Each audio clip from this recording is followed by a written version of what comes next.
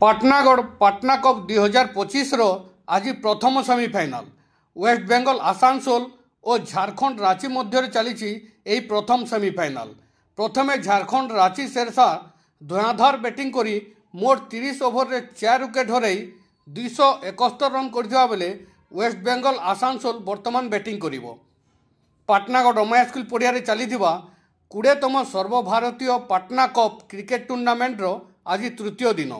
प्रथम दिन मैच रे छत्तीसगढ़ बिलासपुर और वेस्ट बेंगल आसानसोल मध्य होइतिला। वेस्ट बेंगल आसानसोल यह सहजरे विजयी होइतिले। द्वितीय दिन मैच रे झारखंड और उत्तराखंड मध्य होइतिबा बेले झारखंड रांची शेरशाह विजयी होइतिले। आज पाटना कप प्रथम सेमिफाइनाल रे वेस्ट बेंगल आसानसोल और झारखंड रांची मध्य चली दुई दल मध्य रोमांचकर मैच चली। यही पाटना कप रे बहुबार दुई दल उच्च कोटर खेल प्रदर्शन करिसेंती। तेणु आज प्रथम सेमिफाइनाल मैच बहुत रोमांचकर हेबो। दुई दल करवा मोर परिस्थिति रे आज प्रथम semi-final Patna cup cricket committee पक्षर दर्शकों बसवा गैलरी व्यवस्था कराई। बहुत संख्यार क्रिकेट प्रेमी यही मैच देखिबार मजा नेउछंती।